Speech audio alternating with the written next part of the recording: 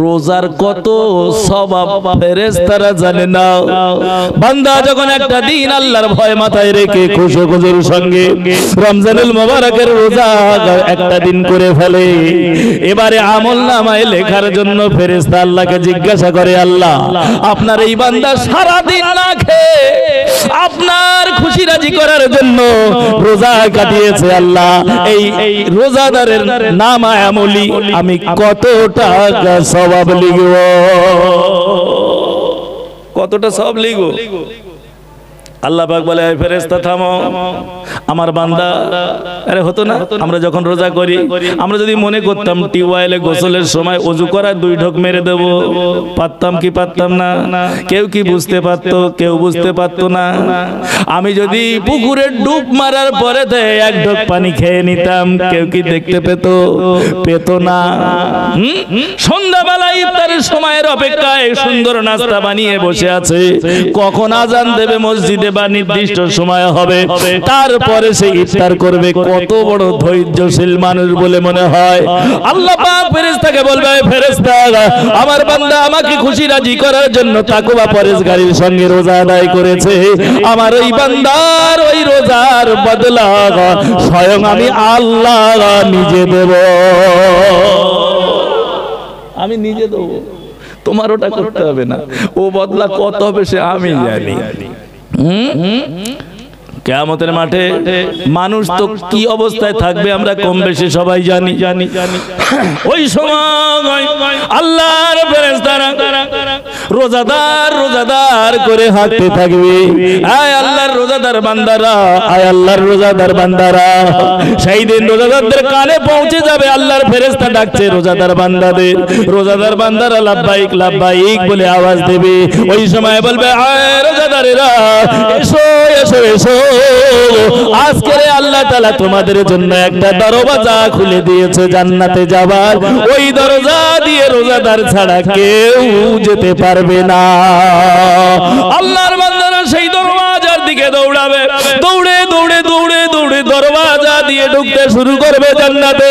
শেষ ব্যক্তিটা যখন ঢুকে যাবে ওই দরজা বন্ধ হয়ে যাবে। আল্লাহর রোজাদারদের জন্য আলাদা স্পেশাল দরজা দিয়ে আল্লাহ জান্নাতে প্রবেশ করাবে।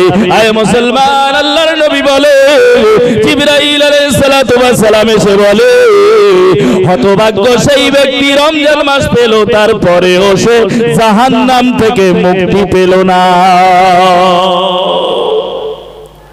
জীবনে তো কত রোজা হলো, তাহলে আমার যে ইফতারিটা করব, খবরদার ওই ইফতারিটা যেন হালাল খাদ্য হয়।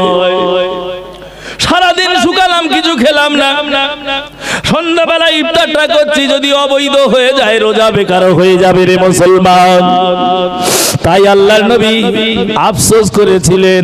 ফেরেশতারা যখন বলল, আল্লাহর নবী আমিন বলে ওই ফেরেশতার দোয়াকে কবুল করার জন্য আল্লাহর দরবারে বলেছিলেন, আমিন মানে আল্লাহ তুমি কবুল করে নাও। আমার আপনার দ্বিতীয় ওই যে ধাপে নবীজি আমিন বললেন, আপনার ওই যে সাহাবারা জিজ্ঞাসা করেন, ইয়া রাসূলুল্লাহ ইয়া হাবিবাল্লাহ, দ্বিতীয়বার কেন আপনি আমিন বললেন? দ্বিতীয়বার আল্লাহ নবী কি বলছে জানেন?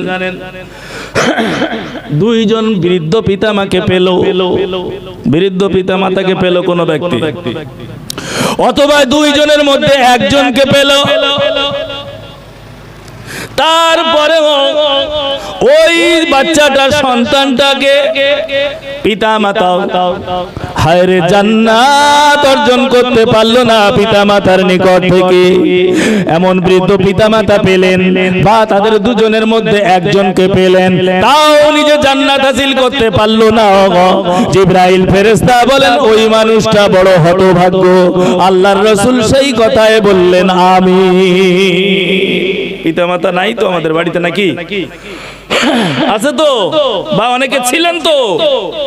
আচ্ছা বলেন তো দেখি, আপনার জীবনে পিতামাতা যাদের মারা গেছে, আপনার জীবনে কত টাকা তাদের সাথে ব্যয় করেছে? আর আপনার জন্য সেই পিতামাতা কত টাকা ব্যয় করেছিলেন হিসাব করুন তো।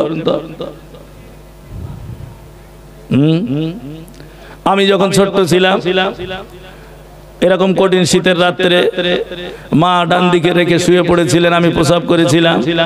মা কি করেছিলেন, সুন্দর করে আবার অন্য পোশাক পরিয়ে সেদারটা ভিজে গেছে বলে বাম ধারে রাখলো, আবার প্রসাব করলাম, আবার বাচ্চা কষ্ট পাবে, এবারে কোন দিকে দেবে,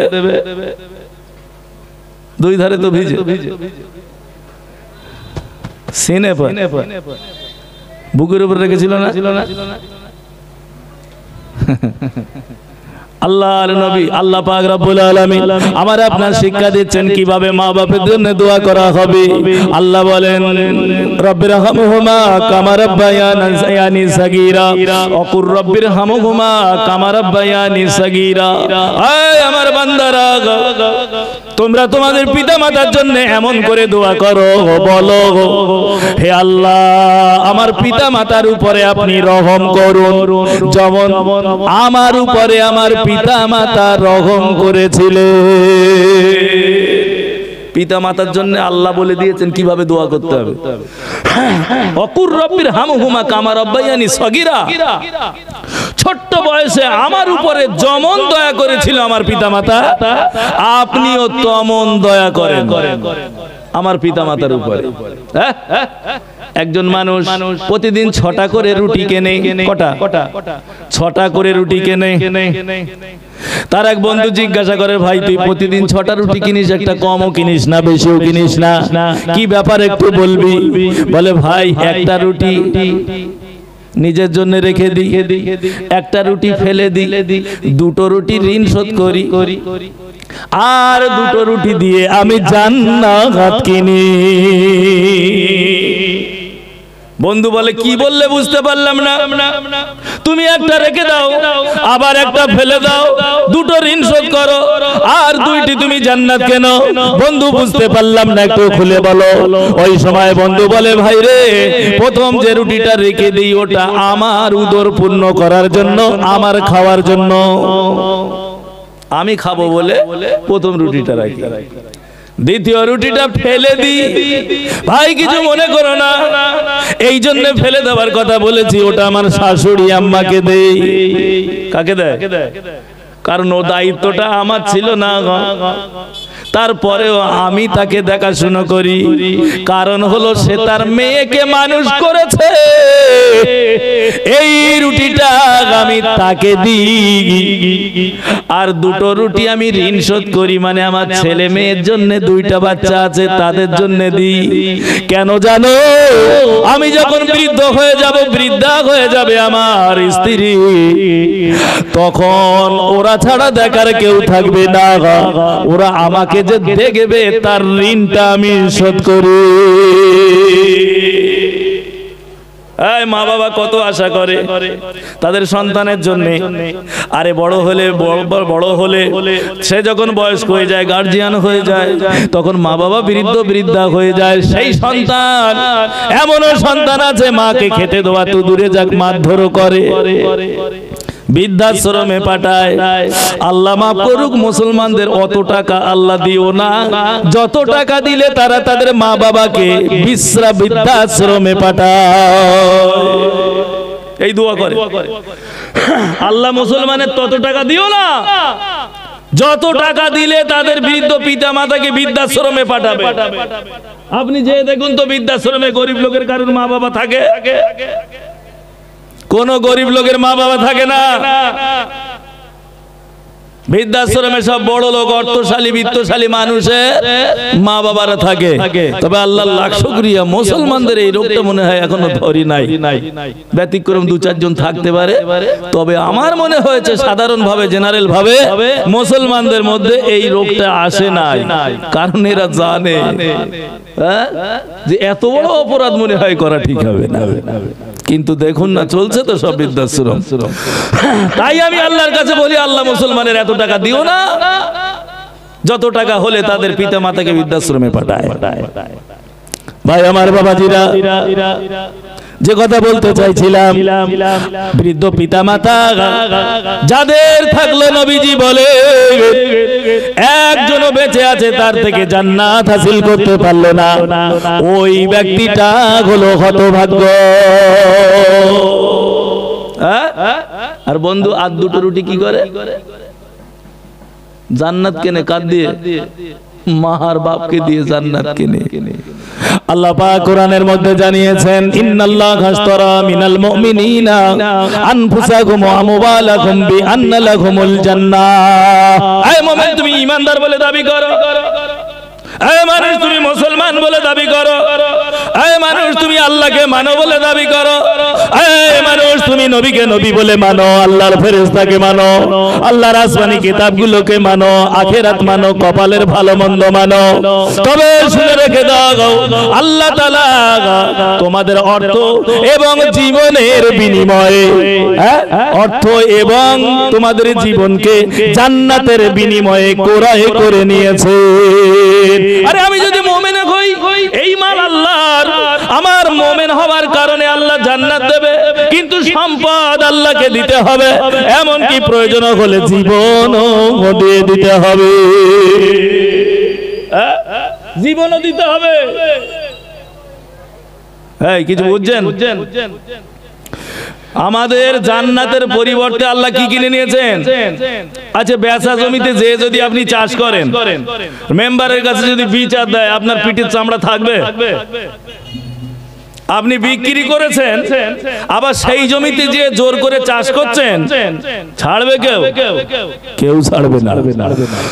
তাই আল্লাহ বলছেন, ইন্নাল্লাহা আশতারা মিনাল মুমিনিনা আনফুসাহুম ওয়া আমওয়ালাহুম বিআন্না লাহুমুল জান্নাহ। জান এবং অর্থের বিনিময়ে আল্লাহ কি দেবেন? আমাদের জান্নাত দেবেন। আপনি প্রশ্ন করতেন, ভাই এ কি কথা বলেন আপনি? দুনিয়া মরে গেলাম তো হয়ে গেল, হবে? হবে না, হবে না। ভাই আমার বাবাজি, আল্লাহ নবী সাল্লাল্লাহু আলাইহি সাল্লামকে জিজ্ঞাসা করেন, আয়া নবী আল্লাহ, ইয়া রাসূলুল্লাহ, আপনি তৃতীয় জায়গায় ধাপে পারে কে আবারও আমিন বলেন, এর কারণটা কি? আল্লাহর নবী বললেন, ও বাবা সাহাবারা শোনো, যে জায়গা আমি নবী, আমার নামও বলা হবে, আমার নাম উল্লেখ করা হবে, আর আমার নাম শুনে যে আমার প্রতি দরুদ শরীফ পড়বে না, ওই মানুষটাও হলো হতভাগ্য। নবীর প্রতি দরুদ পাঠ করতে হবে, নবীর রহমতের দোয়া করতে হবে। নবীর নাম শুনলে কমপক্ষে সাল্লাল্লাহু আলাইহি ওয়াসাল্লাম এই কথাটা বলতে হবে একবার প্রাণ ভরে দরুদ শরীফ। আল্লাহুম্মা সাল্লি আলা সাইয়্যিদিনা মাওলানা মুহাম্মদ ওয়া আলা আলি সাইয়্যিদিনা মাওলানা মুহাম্মদ সাল্লাল্লাহু আলাইহি ওয়াসাল্লাম। ও ভাই আমার বাবাজিরা, আমি বলছি না, ওয়ালাকাদ জারানা লি জাহান্নামা কাসীরাম মিনাল জিন্নি ওয়াল ইনস। আল্লাহ বলেন, আমি জাহান্নামের জন্য অধিকাংশ মানুষ এবং জিনকে বানালাম। কেন? লাহুম কুলুবুন লা ইয়াফকাহুনা বিহা, ওই মানুষগুলোর অন্তর রয়েছে, হৃদয় রয়েছে, কিন্তু ওই হৃদয় দিয়ে তারা অনুধাবন করবে না। অন্তর, বিবেক, এই বিবেক, বুদ্ধি, অন্তর, এই কল্ব, এ দিয়ে তারা বিচক্ষণতার পরিচয় দেবে না। আল্লাহকে তারা বুঝতে পারবে না, নবীকে তারা বুঝতে পারবে না, ইবাদত বান্দিকে উদাসীন থাকবে, তারা এর প্রতি আমল করবে না, তারা মুসলমান হবে না, হেদায়েত প্রাপ্ত হবে না। মুসলমান, অন্তর শুধু থাকলেই হবে না, অন্তর কিন্তু অন্যান্য প্রাণীদেরও আছে, আছে না নাই? অন্তর সবার আছে, বেঁচে যারা আছে, বিশেষ করে প্রাণী জগৎ, প্রত্যেকের দিল বলে একটা কিছু আছে। এক নম্বর হলো তারা অন্তর থাকবে, অন্তর দিয়ে অনুধাবন করবে না। আয় মুসলমান, সাবধান হতে হবে। যদিও আল্লাহ পাক রব্বুল আলামিন কাফেরদের শানে এই আয়াত নাজিল করেছেন, কিন্তু এই হুকুমটা কিন্তু সাধারণ আম ভাবে প্রযোজ্য।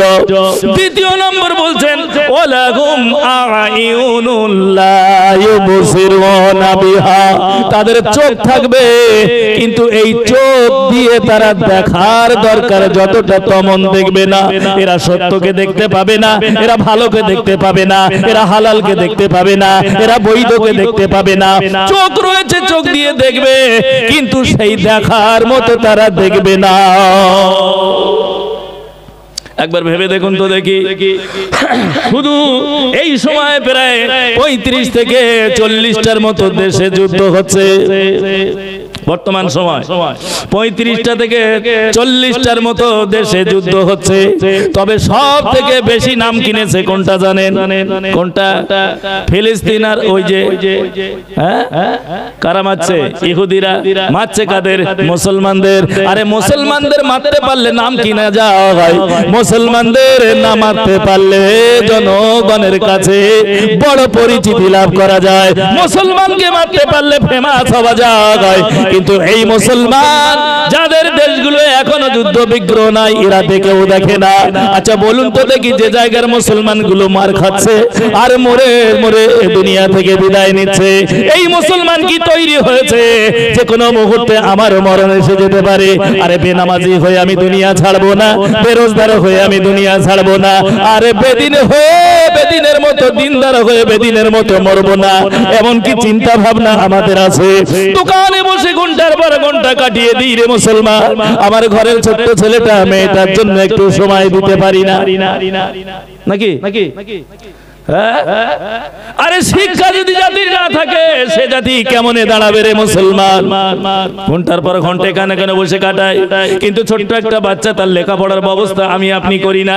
এখন তো সরকারের পক্ষ থেকে অনেক কিছু পাওয়া যায়, বাপের খরচও কম, ব্যাগ পাওয়া যায়, জুতো পাওয়া যায়, সাইকেল পাওয়া যায়, বই পাওয়া যায়, জামা পাওয়া যায়। আর এতে তো বিরাট খুশি, আমরা সব পাচ্ছি। ওরে ছেলে পিলে রে, শুধু তাই না, দুপুর বেলা মিড ডে মিলও পাওয়া যায়। বাপ বলে বেঁচে গেছি। আরে খরচা নাই, একটা কলম কিনতে হয় তাও আবার দেয় না, কলম দেয় না। কত সহজ হয়ে গেছে। এই জায়গাটাও আমরা ঠিক নাই। আমি ভ্যান চালাই, যেই বাচ্চাটা একটু বড় হয় হ্যান্ডেল ধরিয়ে দিই, আমি মাঠে জন দিই, বাচ্চাটা একটু বড় হলেই পিছন পিছন নিয়ে যাই। আয় মুসলমান, এ মুসলমান জাতি কিন্তু ভ্যান টানার জন্য আসে নাই, এ মুসলমান জাতি লোকের চামচাগিরি করার জন্য আসে নাই, এ মুসলমান অন্যের দাসত্ব করার জন্য আসে নাই।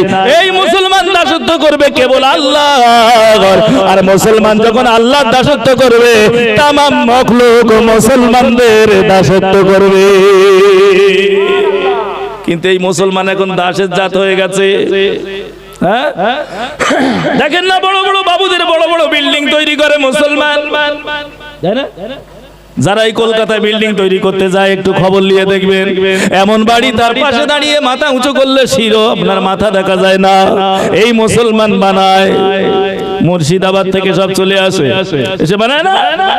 চাষ করছে বর্তমান সময় দেখুন, অমুসলমানরা করেন আমি তা বলছি না, কিন্তু মুসলমানরা চাষ করে, করে তাদের অর্থ আপনার কি শস্য উৎপাদন করে, আর যাদেরকে দেওয়া হয় খেতে তারাই খেয়ে বন্ধকের নল এই দিকে তাকায়। আর ফিলিস্তিনের উপরে বম্বিং হচ্ছে, আর যে আপনার ইসরায়েল ওর প্রোডাক্ট এই তামাম বিশ্বে চলে, এই মুসলমান তাদের প্রোডাক্ট কিনে খায়, তার একটা অংশ তারা ওই যুদ্ধের জন্য ব্যয় করে। কি সুন্দর চেন ওদের। মুসলমানকে শেষ করার জন্য এমন কিছু খাদ্য দ্রব্য, ব্যবহার্য দ্রব্য আছে যেগুলো ওরা তৈরি করে ব্যবসার ক্ষেত্রে সমস্ত বিশ্বে ছড়িয়ে রেখেছে। আয় মুসলমান, তোমার দেওয়া টাকায় তোমাকেই শেষ করবে। বড় বড় যে আরব দেশগুলো রয়েছে, এমন ভাবে তাদের কাছে বাঁধা, সেই মাথা উঁচু করতে যায় আর নাকাল ধরে টান মারে। যাচ্ছিস কোথায়? কিন্তু এ মুসলমান সে মুসলমান নয়। এই আপনার গ্রামের যে বড় মসজিদ, আমার গ্রামের যে বড় মসজিদ, বলুন দেখি এই মসজিদে যদি সব লোক নামাজ পড়তে যায়, ধরবে ওই লোকে? ধরবে? কিন্তু মুসলমান জাতি যায় না, দোকান পাশারিতে বসে সময় কাটায়, ওখানে পাশে দোকানে বসে থাকে, নামাজ পড়তে যায় না। আমার মতো মৌলবি যখন বলে তখন আমাকে তিরস্কার করে। কিছুদিন আগে কোনো এক জায়গায় আমি আলোচনা করেছিলাম রমজান মাসে ওজনে কম দেওয়ার ব্যাপারে। কিসে? ওজনে কম দেওয়ার ব্যাপারে। আমি একটা গল্প বলেছিলাম, আমার ক্ষেত্রে ঘটেছিল। কোনো একটা জায়গায় যে একটা মাল কিনে, সেটা আমি তুলে ধরেছিলাম। লাস্টে ফিডব্যাক আসে, একই মৌল সাহেবের জাত, একই মৌল সাহেবের জাত। আরে তোমার গায়ে এত বাজলো কেন? ডাক্তারের কাছে যাচ্ছ, রোগ নিয়ে, তোমার কেটে ফুঁড়ে শেষ করে দিচ্ছে, হাজার হাজার টাকা তার পিছনে খরচ করছে, আবার চলে আসার সময় ডাক্তারের পা ধরে কদম বুসি করছো। তখন তো বলো নাই তুমি আমার কেটে তছনছ করেছো, তোমার পায়ে হাত দেওয়া তো দূরে যাক, তোমার পায়ে লাথি মারবো, বলো নি তাই? আরে তোমার সঙ্গে তো আমার কোনো শত্রুতা নাই, তুমি ওজনে কম দিয়েছো, তাই তো আমি বলেছি। আল্লাহর কোরআন বলছেন ওয়াইলুল লিল মুতাফফিফিন, যারা ওজনে কম দেয় তাদের জন্য খারাপই রয়েছে। আরে তোমার উপকার করতে গেলে আমার তুমি আমারে দেখাও এ মৌলবীর জাত নাকি? আরে তোমার যদি দোষ থাকে তা আমি করব কি? হ্যাঁ, তোমার দোষটা আমি কি করব? আমি তো বলতে চাইছি, আমি তোমার নাম ধরে বলে নাই, কোন একটা ঘটনা বলেছি। আমি মৌলভী সাহেবের জাতের ভিতরেই না, কেন কোরআনের কথা বলেছি তাই। এই মুসলমান কি ধরনের মার খাবে, কত ধরনের মার খাবে, একবার ভেবে চিন্তে ভালো করে খেয়াল করে দেখুন। আরে আইয়ামে জাহিলিয়াতের যুগে নবী যখন নবী হলেন, কোরআনের কথা বেঈমানেরা শুনতে চায় নাই, আল্লাহর নবীর কথা তারা শুনতে চায় নাই। আর বর্তমান সময়ে আজকের মুসলমানও আল্লাহর কথা শুনতে চায় না, নবীর কথা শুনতে চায় না, আলেমদের কথা বলতে গেলে আবার বেজাত কুজাত করে। হ্যাঁ, এই তো অবস্থা আমাদের। তাহলে কি হলো? ওয়ালাহুম আ'ইউনুন লা ইউবসিরুনা বিহা, চোখ রয়েছে দেখেও দেখে না। আছে মানুষ চোখ দিয়ে দেখেও দেখে না। একটা গল্প বলি, বাচ্চাগুলোর একটু পড়াশোনা করান, একটু মক্তব মাদ্রাসায় দেন। যত বড়ই শিক্ষিত হন, মুসলিম হিসেবে বলছি, কোরআনের শিক্ষা যদি আপনার ভিতরে না থাকে, আপনার শিক্ষা কমপ্লিট হয় নাই। যতই শেখেন আপনি, কোরআনের শিক্ষা যদি আপনার ভিতরে না থাকে, আপনি কমপ্লিট শিক্ষিত না। কারণ নবীজি বলেছেন খায়রুকুম মান তাআল্লামাল কুরআনা ওয়া আল্লামা, যে কোরআন শেখে অপরকে শেখায় সেই হলো সবথেকে উত্তম শিক্ষিত। অতএব যাই শিখুন, মরে যাবেন বা শেষ, যেই চোখ বুড়াবেন সব শেষ। আমি বলছি না আপনি শিখবেন না, অবশ্যই শিখবেন। দুনিয়া চলতে গেলে এই শিক্ষার কোনো মানে বাধা নাই, আমার নবীজি বাধা দেন না। কিন্তু কোরআনের শিক্ষা, হাদিসের শিক্ষা, ইসলামের শিক্ষা আপনার ভেতর নাই, আবার বড়াই কিসের এত আপনার? যারা কোরআনের শিক্ষা শেখে, হাদিসের শিক্ষা শেখে, তাদের ভিতরে বড়াই থাকে না। ভাই আমার বাবাজিরা, বাচ্চাদেরকে একটু লেখাপড়া শেখান। এখানে একটা মক্তব আছে, মক্তবে একটু পাঠান, তারা কোরআন শিখুক। শুধু কোরআন পড়া শিখলে হবে না, কোরআন বোঝাও লাগবে, বুঝতে হবে। তার জন্য যত প্রয়োজন দরকার কষ্ট করার আপনার করতে হবে। শুধু ওই মরে যাব আর বড় করে খানা করে দিয়ে যাবে, এমন করে নাজাত পেয়ে যাবো এই আশা যদি করেন, ভুল করবেন, মারাত্মক ভুল করবেন। কলমা খানি করে যাবে না, সব হয়ে যাবে, এটা মারাত্মক ভুল হবে, মারাত্মক ভুল। আপনাকে কোরআন পড়তে হবে, কোরআন আপনাকে শিখতে হবে। কারণ হলো তুমি একজন মুসলমান, সব পারো, এটা কেন হবে না? হ্যাঁ, একটা গল্প বলি মনে করেন। আরে একজন বিখ্যাত বিজ্ঞানীর কথা বলবো, যিনি এই লাইট তৈরি করেছিলেন, বাল্ব তৈরি করেছিলেন, তার একটা ঘটনা বলি। মা দেখুন কি সুন্দর করে বাচ্চার লেখাপড়া শেখায়, আর আমার ঘরের মা বোনেরা তারা সন্তানের লেখাপড়ার দিকে মোটেই খেয়াল নাই। মার কাছে চিঠি এসেছে, ছোট্ট বাচ্চার হাত দিয়ে চিঠি পাঠিয়ে দিয়েছে। কে? সেই বাচ্চাটা যে স্কুলে পড়ে, সেই স্কুলের হেডমাস্টার চিঠি লিখে দিয়েছে। চিঠি লিখে দেওয়ার পরে চিঠি বাচ্চাটা নিয়ে মায়ের কাছে এসেছে। মা চিঠিটা খুলে পড়েছে, পড়ে ঝরঝর করে কাঁদে, চোখের পানি দিয়ে ছেড়ে দিয়ে কাঁদে। কারণ ওই বাচ্চার বাবা বেঁচে নাই, মা একা, আর ওই বাচ্চা বড় কষ্ট করে বাচ্চাকে লেখাপড়া শিখাবে চিন্তা ভাবনা। কিন্তু মাস্টার মহাশয়ের চিঠি পড়ে মা ঝরঝর করে কাঁদছে। ছোট বাচ্চা চিঠি পড়তে পারে না, জিজ্ঞাসা করে মা আপনি কেন চিঠি পড়ে কাঁদেন? ওই সময় মা বলে বাবা রে শোন তাহলে তোর শিক্ষক কি লিখেছে। মা বলছেন বাবা তোর শিক্ষক লিখেছেন ম্যাডাম আপনার যে বাচ্চাটা এর লেখাপড়া শেখানোর মতো শিক্ষক আমার স্কুলে নাই। কি বলে দেখেছেন মা?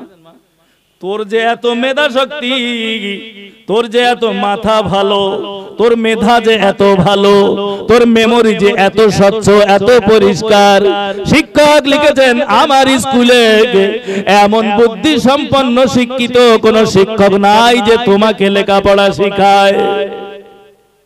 বলে দিয়েছে।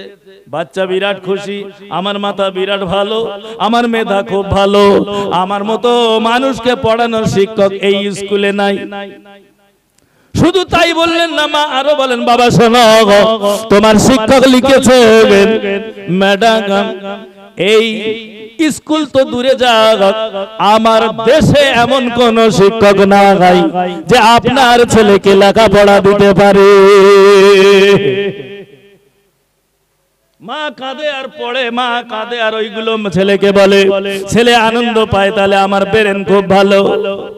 মা তখন বললেন, বাবারে আমি তোকে লেখাপড়া শিখাবো, আমি তোকে শিক্ষা দেব, আমি তোকে বিদ্যা দেওয়ার চেষ্টা করব মা, আমি তোর লেখাপড়ার ব্যবস্থা আমি নিজেই করে নেব। বাচ্চা খুব খুশি, আমার মা আমাকে লেখাপড়া করাবেন।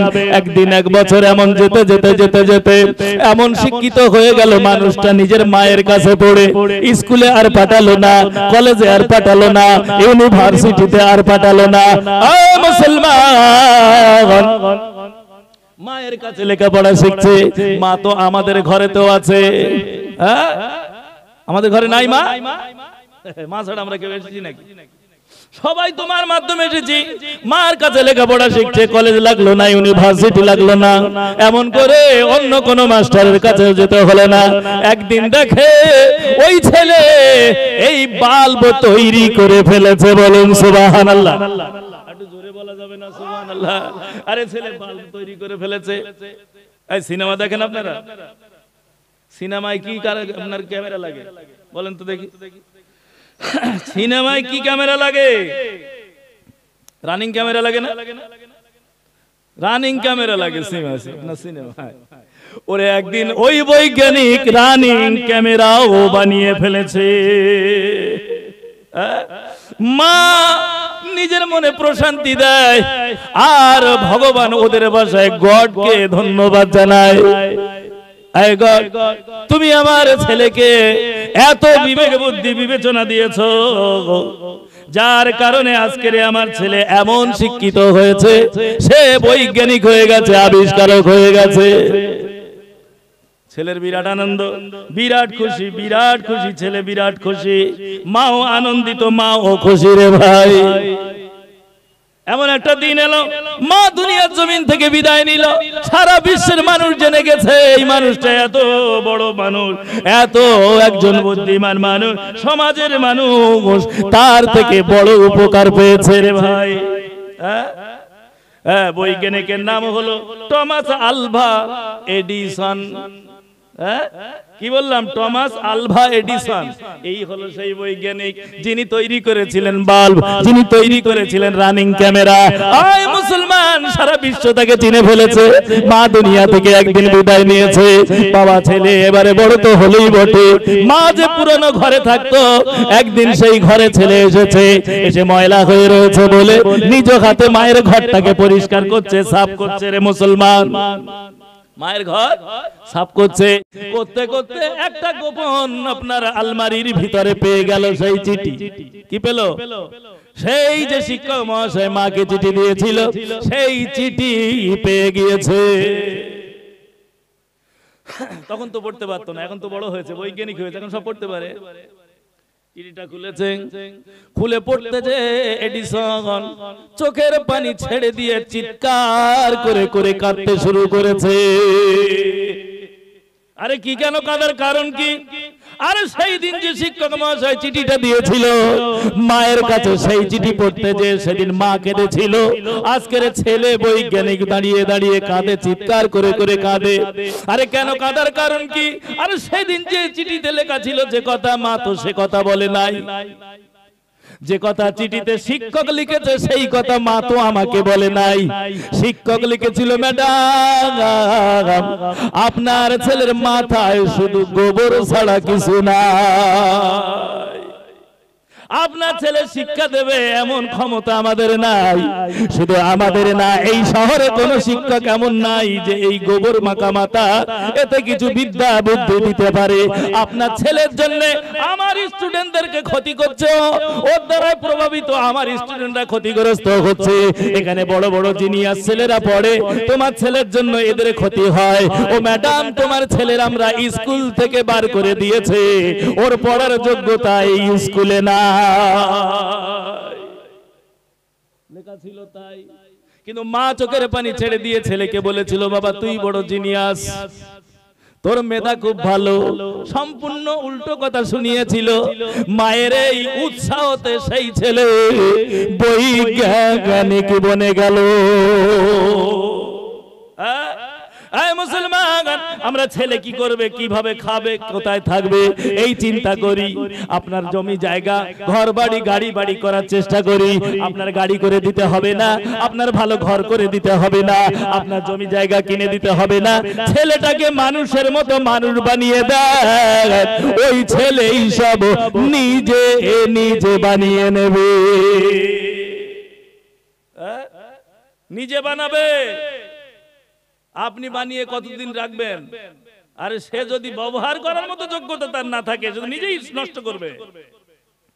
ভাই আমার বাবাজিরা, আমার শেষের দিকে চলে এলাম। আমি যে কথা বলতে চাইছিলাম, আল্লাহ পাক জানায়, ওয়ালাকুম আ'ইউনুল লা ইউবসিরুনা বিহা, তাদের চোখ রয়েছে, দেখেও কিন্তু তারা দেখে না। তাদের চোখ আছে কিন্তু দেখেও তারা দেখে না। আমাদের চোখ রয়েছে না, দেখি সব সব দেখি চোখ দিয়ে। মসজিদের পাশ দিয়ে যখন যায়, বড় ভদ্রতার সঙ্গে যায় না, অনেক ছেলেপুলে আছে, এই মসজিদ, আস্তে আস্তে মসজিদ, মসজিদের পাশ দিয়ে আসতে যাচ্ছে, বিড়ি খাচ্ছিল, হ্যাঁ খেতে খেতে খেতে এই মসজিদ পাশ দিয়ে চলে যাচ্ছে। এই মসজিদের এইভাবে কি সম্মান করতে হয়? এই মসজিদ কিসের জন্য গো? নামাজ পড়ার জন্য তো, তার ভিতরে ঢুকতে হবে তো, ঢোকে না, নামাজ পড়ে না, মসজিদে যায় না। পাশ দিয়ে যখন যায় বড় ভদ্রতা আদবের সঙ্গে যায়, ঢোকে না। সেই গল্প আছে না, গোবর মসজিদের বারান্দায় গোবর, এই কার গরুর গোবর দেখতো, খবর নিয়ে দেখা গেল গ্রামের একজনের গরু এখানে এসে গোবর রেখে চলে গেছে। তা তাকে ডেকে এবার বলছে মসজিদ, তুমি কিরকম মানুষ গো, মসজিদের ভেতরে তোমার গরুর গোবর পড়েছে। তাহলে গরু বলে গেছে, আমার কোনোদিন দেখেছিস মসজিদে আসতে আসতে? হ্যাঁ গরু বলে গিয়েছে, আমি তো কোনোদিন আসি না মসজিদে। ভাই আমার বাবাজিরা, চোখ রয়েছে দেখেও দেখে না। এবারে বলছেন ওয়ালাকুম আযানুল লা ইয়াসমাউনা বিহা, কান রয়েছে তারা, কান রয়েছে তাদের, কিন্তু সেই কান দ্বারা তারা শুনেও শোনে না। কান দিয়েছে আল্লাহ শোনার জন্য, কিসের জন্য? আযান শোনার জন্য। নামাজের আহ্বান শুনবে, মসজিদে চলে যাবে, এরা কান দিয়ে শোনে আযান আর বিরক্তি ভাব করে। আরে মসজিদের মাইকের আযানের আওয়াজও অনেকের সহ্য হয় না, হয় না? মাঝে মাঝে পেপার পত্রিকায় দেখেন না, অমুক বলেছে, হ্যাঁ বাংলাদেশ থেকে ভালোই শোনা যায়, এমন এমন আছে। আরে মসজিদের আযান নাকি আল্লাহ মাফ করুক, ওদের প্রচার করাও নিষেধ, হ্যাঁ হয় না? এই আযানের অমুক এই বলেছে, তমুক এই বলেছে, নাম করে বলা ওই আরেক প্রচার। নাম করে বলা মানে তারা বলেছে অন্য জায়গায় দাঁড়িয়ে, আর আমি স্টেজে বসে বলছি যে অমুক এই বলেছে, আযান এই হলে নামাজ মানে এই, তাদের প্রচার করি আমাদের মতো লোকেরা করে, যে অমুক এই বলেছে, তমুক সেই বলেছে। হয়তো আমরা জানতামই না, কিন্তু সেই কথাটা আমার আপনার কানে প্রচার হয়ে গেল। আপনি আবার আরেক জায়গায় বলছেন, আরেকজন আরেক জায়গায় বলছে, হ্যাঁ কি সুন্দরভাবে প্রচার হচ্ছে। তাহলে আমাদের অন্তর দিয়েছে, অন্তর দিয়ে চিন্তা ভাবনা করার মতো ভাবনা করতে হবে। আমাকে জান্নাত পাওয়ার জন্য আল্লাহর কাছে কামনা করতে হবে, যাতে আমি আপনি পরকালে যে শান্তি পাওয়া যায় সেই কাম আমাকে আপনাকে করতে হবে। এই অন্তর দিয়ে সেগুলো বুঝতে হবে, অনুধাবন করতে হবে।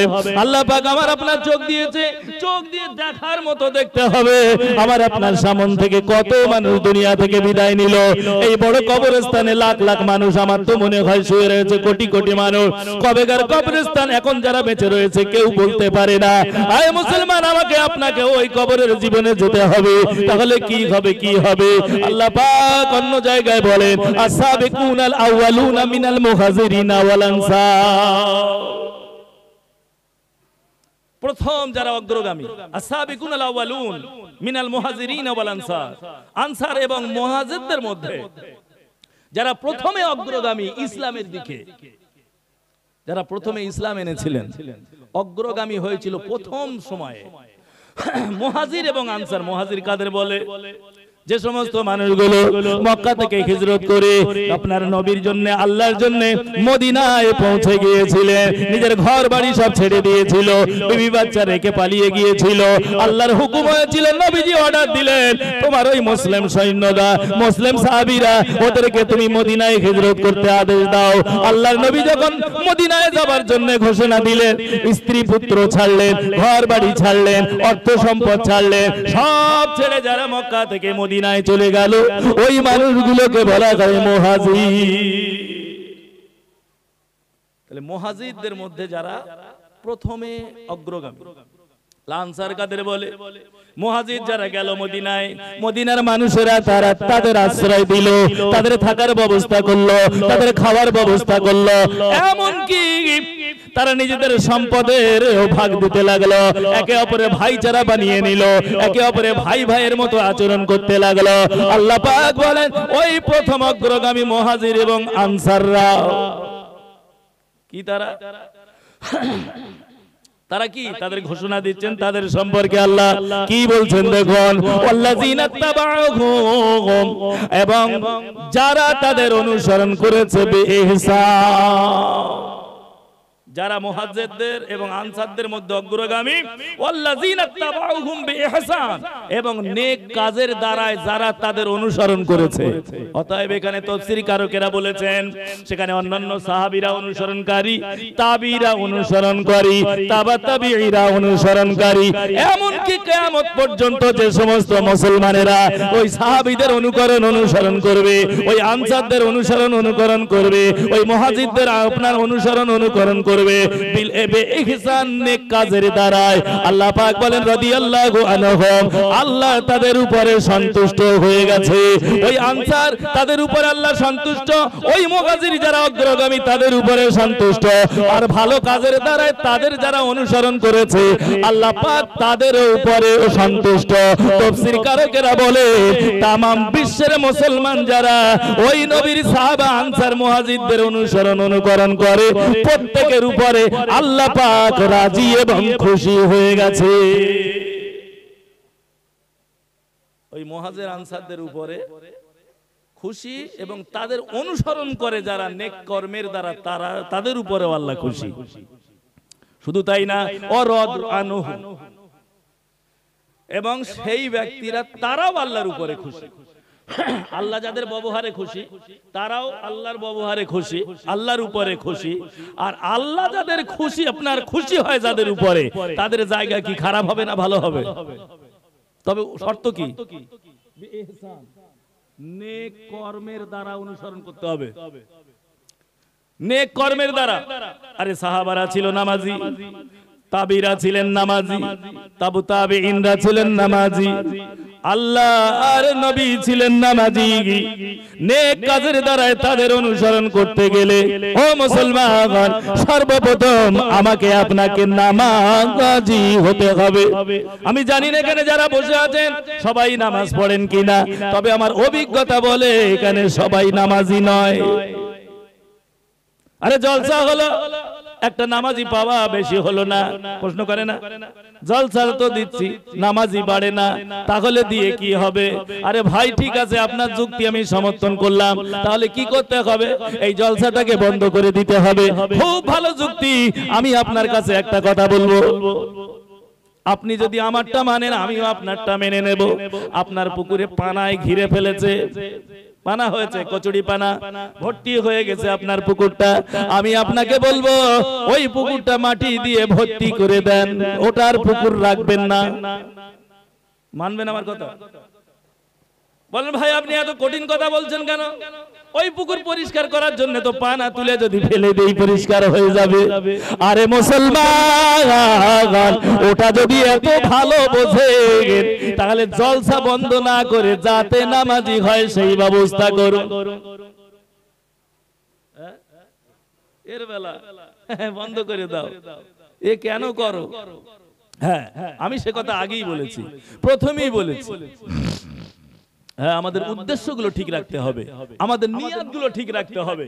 আমি বক্তা হই ইয়া শ্রোতা, আমাদের উদ্দেশ্য থাকবে আল্লাহর দিকে, আল্লাহকে রাজি খুশি করার জন্য। এটাই আমাদের উদ্দেশ্য থাকতে হবে। আমার যদি উদ্দেশ্য থাকে কিছু কামাবো, আর আপনার যদি উদ্দেশ্য থাকে একেবারে কিরামপানা দেখাচ্ছে, লোক কুটুমগুলো আসে না, তো এই উদ্দেশ্যে দে কিছু লোক কুটুম হোক, ऐसा नहीं होगा कभी। ভাই আমার বাবাজি, তাহলে কি বললেন? আনসার এবং মুহাজির এবং তারা যারা অগ্রগামী, তাদের যারা অনুসরণ করেছেন এবং নেক আমল দ্বারা ওই মানুষগুলোর উপরে আল্লাহ সন্তুষ্ট হয়েছেন, আর তারাও আল্লাহর প্রতি সন্তুষ্ট। আল্লাহ কি বলেন?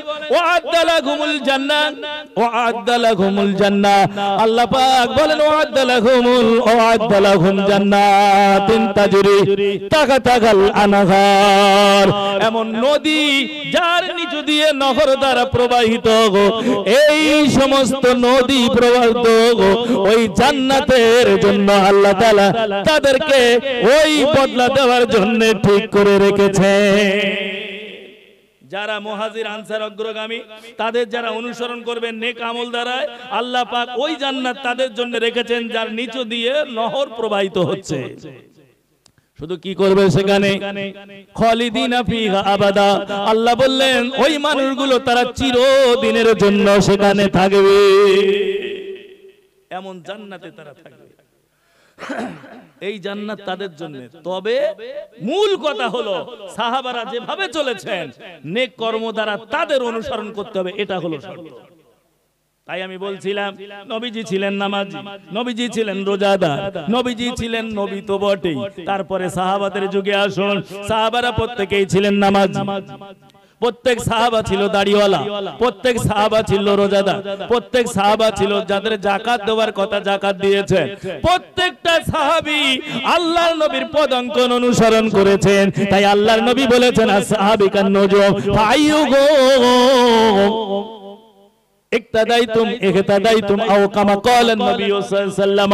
আল্লাহর নবী সাহাবারা হলো এক একটা আকাশের নক্ষত্রের মতো। ফাআইয়ুহুম ইক্তাদাইতুম ইহতাদাইতুম, তোমাদের মধ্যে কেউ যদি তাকে অনুসরণ করে কোনো একজনকে, তাহলে অবশ্যই তারা সঠিক পথ পেয়ে যাবে।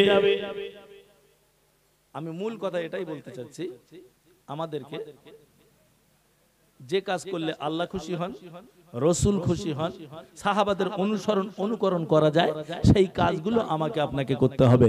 তাহলে কি হবে? তাদের যেখানে আল্লাহ স্থান দেবেন, আমাদেরও সেই দয়ার জান্নাত দেবেন। এখন আপনি প্রশ্ন করতে পারেন, ভাই আপনারা শুধু জান্নাতের লোভ দেখান, বলে বর্তমান সময়ে প্রশ্ন আছে, আপনারা শুধু জান্নাত আর জান্নাতের হুরের কথা বলেন। এই জান্নাতের হুরের কথা বলবো না দেখি দুনিয়ার হুরের কথা বলবো? এই দুনিয়ার হুরকে পাওয়ার জন্য দুনিয়ার কত মানুষ দেখেন না কি করছে। আল্লাহ পাক বলছে তোমরা আমার হুকুম মানো, দুনিয়ার জমিনে এই বেহায়াপনা তোমরা করতে পারবে না, তোমাদের এর বদলা স্বরূপ আমি জান্নাতে তোমাদের জন্য রেখে দিয়েছি।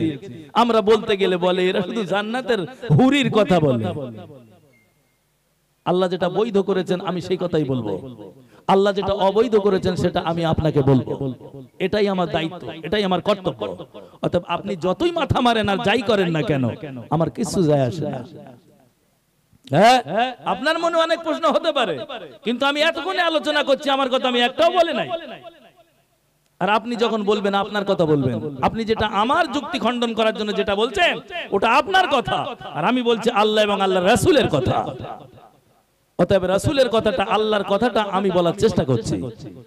ভাই আমার বাবাজিরা, শুধু তাই নয়, আল্লাহ পাক বলেন তুমি যদি সফলতা পেতে চাও, তুমি যদি কামিয়াব হতে চাও, তুমি যদি গিনার হতে চাও, তাহলে এই কাজগুলো তোমার করা লাগবে।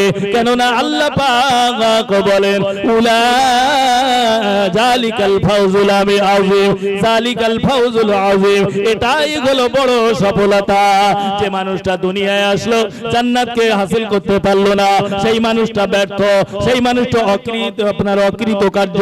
যে মানুষটা দুনিয়ায় আসলো, দুনিয়ায় চললো এবং জান্নাতকে হাসিল করতে পারলো, আল্লাহ পাক বলেন এটাই হলো সে বড় সফলতার অধিকারী, এটাই হলো ফাউজুল আযীম। তাহলে আমার আপনার সফলতা দুনিয়ার মধ্যে সীমাবদ্ধ নয়। যার টাকা আছে, পয়সা আছে, আমরা তাকে সফল বলে মনে করি। কিন্তু ভেবে দেখেছেন একবার, একটা ছেলে ইঞ্জিনিয়ার, একটা ছেলে ডাক্তার, একটা ছেলে মাস্টার, একটা ছেলে উকিল ধরেলেন একজনের, আর একটা ছেলে একটু দাড়িওয়ালা টুপিওয়ালা। বেচারি ওই ছেলেটার কথা কোথাও গল্প করে না, কারণ মসজিদে ইমামতি করে। কত দেয়? 4000 টাকা দেয়। 4000 টাকা দেয়, সারা মাসে কাজ করে কত পায়? 4000 টাকা। এর গল্প ও বাপ একবারও কারোর সাথে করে না। বড় ছেলে এত পায়, ছোট ছেলে, মেজো ছেলে অত পায়, সেজো ছেলে অত পায়, গল্প একদম মুখ ভরে গল্প করে। আর লোকে বলে ভাই তুমি সফল, আরে সারা জীবন তুমি যা করেছো না, বিরাট কাজ করেছো, তুমি সফল হয়েছো, আমাদের সব শেষ হয়ে গেছে। আর ও তখন ব্যাঙের মতো বলে, কোলা ব্যাঙের মতো। কেউ যদি জিজ্ঞেস ভাই তোমার ছোট ছেলেটা কি করে, আর দূর দূর ওর কথা বলিস না, ওর কথা কেন বলছিস? কেন কি 4000 টাকার কাজ করে? আয় মুসলমান, একটু ভেবে দেখুন তো, আপনি যখন খাটিয়ায় লম্বা হলেন, আপনি যখন মারা গেলেন, ইঞ্জিনিয়ারকে বলা হলো তোমার বাবার জানাজাটা পড়ো, ও বলছে আমার দ্বারা তো হবে না, ছোটর বলো। মেজোকে বলা হলো আরে মাস্টার তুই একটু তোর বাপের জানাজাটা পড়, বলে আমার দ্বারা হবে না, ছোটকে বলো।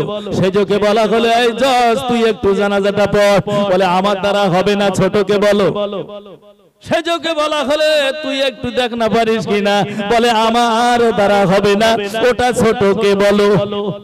এই বাপ তুই মরে খাটিয়ায়, বড় ছেলে তোর পাশ কাটিয়ে বেরিয়ে গেছে, মেজো পাশ কাটিয়ে বেরিয়ে গেছে, সেজো পাশ কাটিয়ে বেরিয়ে গিয়েছে, সেজো সেও বেরিয়ে গিয়েছে, সেও বেরিয়ে গিয়েছে। কার কথা বলেছে সবাই? ছোটটার কথা বলেছে না। আরে কি বাপ হয়েছে, কি গার্জেন তুমি হয়েছে, মরার পরে তোমার জানাজা পড়াবে বাইরের ছেলে ইমাম। আবার বড় মুখ করে গল্প করো। টাকা দিয়েছে তোমার কাপড়ের ভিতরে? কত টাকা দিয়েছে? দেয়নি 1 টাকাও। তোমার কাপড়টাও ভালো জোটে নাই। তুমি ছেলেগুলোর জন্য নিজে একটা সাধারণ পোশাক পরতে, একটা কম দামি কাপড় তোমার দিয়েছে। কম দামি কাপড়। এই যাদের আল্লাহ অবস্থা ভালো দিয়েছে, ভালো কাপড় জামা কাপড় ব্যবহার করবেন। কেন জানেন? কাপড় দেবার মোস্তাহাব নিয়ম হলো সেই মানুষটা জীবদ্দশায় যেমন সুন্দর, যেমন কোয়ালিটির কাপড় পরতেন, কাপড়ও সেই রকম কোয়ালিটির দেওয়া মোস্তাহাব। আপনি ভালো কাপড় পরবেন, তাহলে কাপড়টা অন্তত মোস্তাহাব তরিকায় ভালো পাবেন। ছেলেদের জন্য কি না করছেন, নামাজ গেল, রোজা গেল, হজ গেল, যাকাত গেল, সব গেল, একটু পোশাক আদিও পরলেন না, সারাটা জীবন সব গছিয়ে রেখেছেন, মরে গেছেন। আর ওই রফিক মাওলানার দোকান থেকে 2-3 কোয়ালিটির কাপড় আছে, বলে কম দামিটা দাও। কি করেছেন? বাপ হয়েছেন, আপনি মরে গেছেন, আপনার কবরের ধারে যে একটু মোনাজাত করার লোক আছে আপনার? 5টা ছেলের বাপ তো আপনি, একটা ছেলে বানান না, দেখেন না কাজ হয় কিনা। 4টে ছেলে সবাই পাশ কেটিয়ে বেরিয়ে গিয়েছে। এবারে ওই ছেলেটা বাপের জানাজার বুক বরাবর পিছনে দাঁড়িয়ে গেছে। বলুন দেখি, কাবা শরীফের ইমাম এনে দাঁড় করাবেন আপনার জানাজায়, আর আপনার ছেলেকে দাঁড় করাবেন, বলুন দেখি আপনার বিবেক কি বলে? আল্লাহ কার দোয়া কবুল করবে? এত বুঝি আমরা, এটা বুঝি না, শুধু টাকার পেছনে ছোটা, এত কিছু বুঝি, আর জানাজা পড়াবে ছেলে, এটা বোঝা যায় না। তার মানে কি কোনো গুরুত্ব নাই? আরে যে একজন দেবে, যে একজন দেবে, আরে ইমাম সাহেব রয়েছে তো উনি দেবে। ওরে বাবাজি ভাইরা আমার, আপনার ছেলেটা দাঁড়িয়ে গেল, আল্লাহু আকবার বলে যখন তাহরিমা বেঁধে নিল, ও ছেলে শুধু মুখে বলবে না, ওই ছেলের অন্তরখানাও বলবে, ওর কলিজাখানা ফেটে যাবে, ওর অন্তরখানা জারে জার হয়ে যাবে। কাবা শরীফের ইমাম এসে তিনি মুখে বলবেন আল্লাহু আকবার, কিন্তু মন তার একবারও কাঁদবে না। বিঘা কি বিঘা জমি রেখে গেলেন, আপনার 4 ছেলের টাকা আছে, সেই টাকা দিয়ে তারা তাদের জীবিকা নির্বাহ করে। জমিগুলো ভাগ করার সময় ওই আপনার ছোট ছেলেটার ভালো ভালো জায়গাগুলো দেয় নাই, আঁকা বাঁকা ব্যাক সাইডের জায়গাগুলো দিয়েছে, ও বেচারি ওইটাই নিয়েছে। এবারে আপনার জানাজার পাশে দাঁড়িয়ে জানাজা পড়িয়ে দিয়েছে, আপনার লাশের পাশে দাঁড়িয়ে জানাজা পড়িয়ে দিয়েছে। এবার আল্লাহর কাছে দুখানা হাত তুলেছে,